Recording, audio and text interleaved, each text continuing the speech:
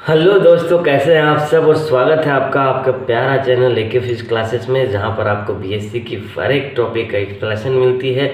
तो चैनल को सब्सक्राइब कीजिए और शेयर भी कीजिए, ठीक है। तो मैंने एक न्यूज़ देखा कि कल ही विनोबा यूनिवर्सिटी के जो भी वीसी हैं उन्होंने कहा है, वाइस चांसलर ने कहा है कि सेशन जो लेट हो गया कोरोना वायरस के कारण, इसी के लिए हमको जल्दी एग्ज़ाम लेना पड़ेगा। तो हो सकता है कि एग्ज़ाम अप्रैल में हो जाए, ठीक है। तो आपका तैयारी फोकस फास्ट कर लीजिए, क्योंकि एग्ज़ाम अप्रैल में है और ये चल रहा है मंथ 25 फरवरी। तो टाइम अभी नहीं है, स्टार्ट कीजिए, है ना। तो मैं भी स्टार्ट करता हूँ। आप लोग की तरफ से जिस तरह की इनिशिएटिव आएगी, जिस तरह का मैसेज आएगा, उस तरह मैं यहाँ पर वीडियोज़ बनाऊँगा, ठीक है। अगर आप कहोगे क्वांटम फिजिक्स वाला पेपर पढ़ा तो वो पढ़ा दूंगा, अगर आप कहोगे DSC 2 पढ़ाने तो वो पढ़ा दूंगा। और ये सॉलिड स्टेट तो चल ही रहा है, ये चलते रहेगा, ठीक है। जिस पेपर में थोड़ा सा भी दिक्कत होता है उसके बारे में बताइए, उसी को डिटेल बनाने लगते हैं ना। तो देखो भाई, आज हमने लास्ट लेक्चर में ब्रैग्स लॉ के बारे में बताया था, और ब्रैग्स लॉ के बारे में मैंने बताया था कि एक लैटिस है, एक क्रिस्टल है। तो उस क्रिस्टल में क्या होता है, बहुत सारे पैरेलल प्लेन्स होते हैं, बहुत सारे पैरेलल प्लेन होते हैं। और उन प्लेन के बीच का जो डिस्टेंस होता है उसको अपन क्या बोलते हैं, इंटरप्लेनर स्पेसिंग। क्या बोलते हैं, इंटरप्लेनर स्पेसिंग। और जब कोई भी एक्सरे आता है उस क्रिस्टल पर, तो क्या होता है, वो अलग अलग प्लेन से क्या होते हैं, डिफ्रैक्ट होते हैं, या कह सकते हैं कि रिफ्लेक्ट होते हैं, ठीक है। मतलब जो एक्सरे का डिफ्रैक्शन हो रहा है वो किसकी वजह से हो रहा है अलग अलग प्लेन की वजह से, ठीक है। और ये जब एक्सरे का डिफ्रैक्शन हो करके एक्सरे जब पहुंचती है वहाँ पर, तो हमें ये विजुअलाइज करने में काफ़ी प्रॉब्लम होता है कि उस क्रिस्टल का किस टाइप का स्ट्रक्चर है, ठीक है। तो वहाँ पर इस प्रॉब्लम को दूर करने के लिए एक चीज़ नया इंट्रोड्यूस किया गया, जिसका नाम था रेसिप्रोकल लैटिस। और आज का लेक्चर उसी पर चलने वाला है, ठीक है। मैंने जो कुछ भी बोला अभी मैं फिर से बता रहा हूँ, विथ फिगर बता रहा हूँ, ठीक है। तो रेसिप्रोकल लैटिस यहाँ लिख देते हैं हम। इस पर हम एक और लेक्चर बनाऊंगा, इसमें वेक्टर बताऊंगा, ठीक है। रेसिप्रोकल लैटिस वेक्टर अभी सिर्फ हम बता रहे हैं रेसिप्रोकल लैटिस और इसको बनाने का नियम, और साथ में इसके कुछ फायदे, ठीक है।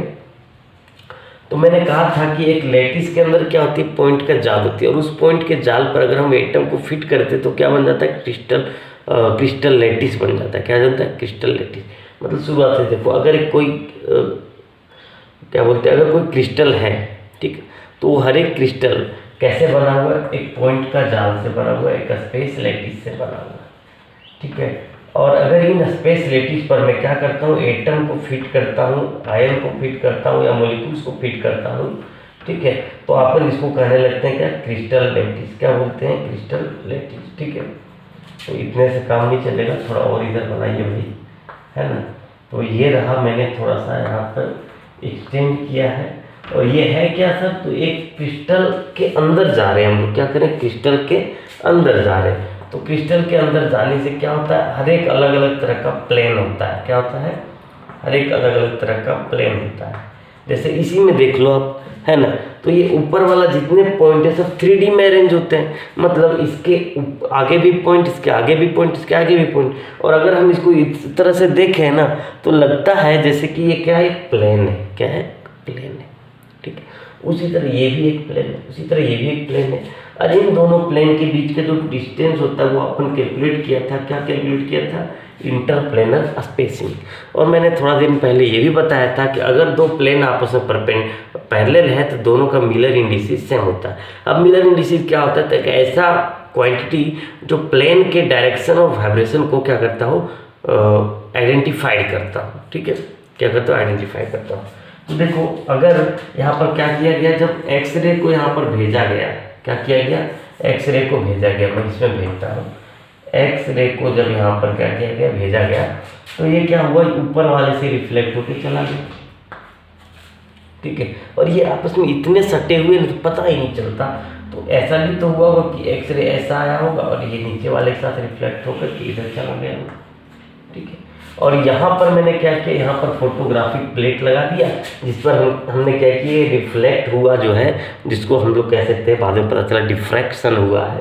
तो इनका डिफ्रैक्शन हुआ जो है एक्सरे, उसको मैंने क्या करता हूँ, इस प्लेट पर ऑब्जर्व करता हूँ, और इस प्लेट पर ऑब्जर्व करने के कारण हमको पता चल जाता है कि ये जो क्रिस्टल है उसका स्ट्रक्चर कैसा है। ठीक है, तो उसमें क्या होता है, बड़ा दिक्कत होता था, इतना ज़्यादा प्लेन है आपस में सटा हुआ है कि इसका स्ट्रक्चर पता करना काफ़ी प्रॉब्लम होता था। ठीक है, काफ़ी प्रॉब्लम होता था।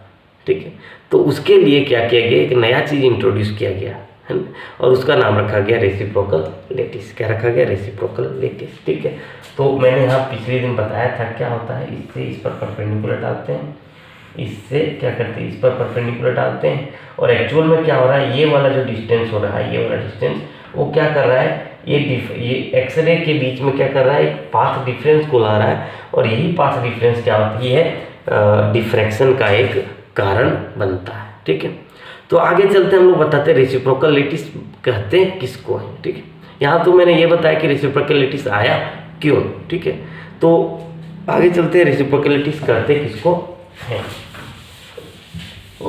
जैसे किसी भी एक प्लेन का रेसिप्रोकल लेटिस अगर हमको बनाना है, क्या करना है, अगर हमको किसी भी प्लेन का रेसिप्रोकल लेटिस बनाना है, जैसे मैं क्यूबिक लेटिस को लेता हूँ, सबसे पहले क्यूबिक क्रिस्टल को लेता हूँ। ठीक है, मैं क्यूबिक क्रिस्टल को ले रहा हूँ। आप अगर फिगर थोड़ी सी उस टाइप से बन जा रहा है कि ये लगे कैसा क्यूबोर्ड के जैसा, तो आप थोड़ा घबराए ना। मैं यहाँ पर क्यूबिक को ही ले रहा हूँ, जिसका तीनों साइड आपस में क्या होती है, तीनों साइड आपस में इक्वल होते हैं। ठीक है, तो ये है, ये वाला बी है, और ये क्या है, सी है। ठीक है, तो होता क्या है, देखो अगर क्या करना है हमको, ये वाला प्लेन जो नज़र आ रहा है, मैं दूसरे कलर से लिखता हूँ, ये वाला प्लेन जो नज़र आ रहा है, अगर मैं इस प्लेन का क्या करना चाहूँ, रेसिप्रोकल लेटिस निकालना चाहूँ, क्या करना चाहूँ, रेसिप्रोकल लेटिस, यहाँ तक कि इस पूरे लेटिस, क्यूबिक लेटिस का ही रेसिप्रोकल लेटिस निकालना चाहें, तो क्या होगा, तो होगा ये कि क्या करना हमको, इसके पैरेलल में एक प्लेन है, ये भी तो एक पैरेलल प्लेन है। ठीक, और वो क्या है, ये दोनों प्लेन आपस में पैरेलल है। ठीक है, तो और इन दोनों के बीच का जो डिस्टेंस है वो क्या है, DHK है, इंटरप्लेनर स्पेसिंग, मैंने बताया था। ठीक है, तो अगर हम क्या करना चाहते हैं कि इस प्लेन का रेसिप्रोकल लेटिस निकालना चाहते हैं, अगर हम क्या करना चाहते हैं, इस प्लेन का रेसिप्रोकल लेटिस निकालना चाहते हैं, तो क्या करेंगे, कहीं भी इस क्रिस्टल के अंदर में एक पॉइंट को मानेंगे, ओरिजिन है, वो क्या है, ओरिजिन है, और वहाँ से एक परपेंडिकुलर ड्रॉ करेंगे। क्या करेंगे, एक परपेंडिकुलर ड्रॉ करेंगे सीधा। ठीक है, लेकिन उस परपेंडिकुलर का लेंथ कितना होगा, तो हम यहाँ पर लिख देते हैं कि जो लेंथ होगा उस परपेंडिकुलर का वो होगा कितना, 1 by interplanar spacing, 1 by interplanar spacing, और इंटरप्लेनर स्पेसिंग कितना है, DHK है, इसलिए मैंने कहा ये length of perpendicular should be 1 by DHK। ठीक है, तो मैंने यहाँ से क्या करना है, इधर जिस पर हम लोग बनाना चाह रहे हैं, जिस प्लेन पर क्या करना चाह रहे हैं, रेसिप्रोकल लेटिस बनाना चाह रहे हैं, उसके तरफ क्या करेंगे, इतना लंबाई का एक परपेंडिकुलर डालेंगे। ठीक है, अब बात रह गई कि यहाँ पर रेसिप्रोकल 1 बाय है। ठीक है, अगर ये साइड कुछ और रही, क्या रही साइड, यहाँ अगर 1 यूनिट लिए तो 1 बाय, अगर साइड दूसरा रही तो उतना बाय, अगर तीसरा रही तो इतना बाय, ये मैंने बताया था आपको। ठीक है, तो यहाँ क्या करूँगा कि ये यहाँ से यहाँ तक क्या हो गया, 1 बाय DHK लाया, तो मैं यहाँ पर छोड़ दिया। फिर उसी तरह से अगर मैं इसका बनाना चाहूँ तो इधर ऊपर की ओर बनेगा, उसी तरह अगर इसका बनाना चाहूँ तो इधर बनेगा। ठीक है, और ये सब जो पॉइंट आएगा, इधर ऊपर इधर आएगा, जो पॉइंट आएगा 6 फेस है 6 का, उस पॉइंट के अरेंजमेंट से जो लेटिस बनता है, जो क्रिस्टल स्ट्रक्चर बनता है, उसी को अपन कहते हैं रेसिप्रोकल लेटिस। क्या कहते हैं, रेसिप्रोकल लेटिस। ठीक है, चीज़ें समझ में आनी चाहिए। हम फिर से बताते हैं एक बार,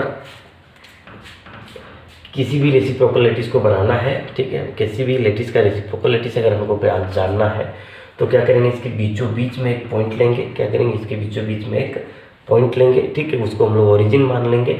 ठीक है, और यहाँ से क्या करेंगे, जिस प्लेन की ओर रेसिप्रोकल लेटिस बनाना है उधर एक परपेंडिकुलर डालेंगे, और उस परपेंडिकुलर का लेंथ कितना होगा, तो लेंथ होना चाहिए 1 by that of the interplanar spacing, interplanar spacing के रेसिप्रोकल होना चाहिए। जैसे ही वो लेंथ खत्म हो जाएगा, ठीक है, जैसे ही वो लेंथ खत्म हो गया, जैसे मेरे पास ये इंटरप्लेनर स्पेसिंग अगर 2 आ गया, तो हम कितना करेंगे, हाफ लेंगे। कितना करेंगे, इसका रेसिप्रोकल कितना होगा 1/2 होगा, तो 1/2 डिस्टेंस यहाँ से यहाँ तक लेंगे और जैसे ही ये खत्म हो जाएगा वहाँ पर मैं क्या करूँगा, एक पॉइंट दे दूंगा। ठीक है, अब यहाँ से ऊपर की ओर एक पॉइंट दे दूंगा, यहाँ से इधर भी पॉइंट दे दूंगा, इधर भी पॉइंट दे दूंगा। ठीक है, और हर एक पॉइंट का अरेंजमेंट से एक नया लेटिस बनेगा, उसको अपन रेसिप्रोकल लेटिस कहेंगे, लेकिन किसका, तो इसका। ठीक है, तो ये था आज का लेक्चर जो कि है रेसिप्रोकल लेटिस के बारे में। ठीक है, मैंने शुरुआत से बताया है कि रेसिप्रोकल लेटिस आया कहाँ से और फिर इसका कैसे कंस्ट्रक्शन होता है। ठीक है, और कल मैं थोड़ा सा बताऊंगा रेसिप्रोकल लेटिस वेक्टर के बारे में जो कि इम्पोर्टेंट है। ठीक है, जो मैंने डेफिनेशन दिया है उस डेफिनेशन में क्या लिखा हुआ है, डेफिनेशन में ये लिखा हुआ है कि हर एक सेट ऑफ पैरेलल प्लेन से अगर हम क्या करें, उस पैरेलल प्लेन, यहाँ पर देखो जैसे पैरेलल प्लेन ये है, हर एक सेट ऑफ पैरेलल प्लेन है। ठीक है, जैसे यही प्लेन है, इसके पैरेलल में एक और प्लेन है। ठीक है, तो इन दोनों प्लेन के बीच में जो डिस्टेंस होगा उस इंटरप्लेनर स्पेसिंग, यहाँ से इधर से क्या करेंगे, ये प्लेन से क्या करेंगे हम, यहाँ से इधर से क्या करें, एक इधर कहीं एक पॉइंट ले लेंगे, जैसे हम मेरा यहाँ पर एक पॉइंट ले लिए। ठीक है, यहाँ पर पॉइंट लिए और यहाँ से क्या करेंगे, उस इंटरप्लेनर डिस्टेंस, इंटरप्लेनर स्पेसिंग के रेसिप्रोकल इतना परपेंडिकुलर खींचेंगे और वो परपेंडिकुलर जहाँ जाएगा वहाँ रोक देंगे। ठीक है, तो जिस तरह का ये हर एक प्लेन का कर रहे हैं, तो जो जितना पॉइंट आएगा उस पॉइंट के अरेंजमेंट को ही हम लोग क्या कहेंगे, रेसिप्रोकल लेटिस कहेंगे। उस पॉइंट के अरेंजमेंट से एक नया लेटिस बनेगा, उसको हम लोग क्या कहेंगे, रेसिप्रोकल लेटिस कहेंगे। ठीक है, तो आज का लेक्चर यहाँ पर समाप्त करते हैं। वीडियो को देखने के लिए बहुत बहुत धन्यवाद और दोस्तों तक शेयर करने के लिए बहुत बहुत धन्यवाद। ठीक है।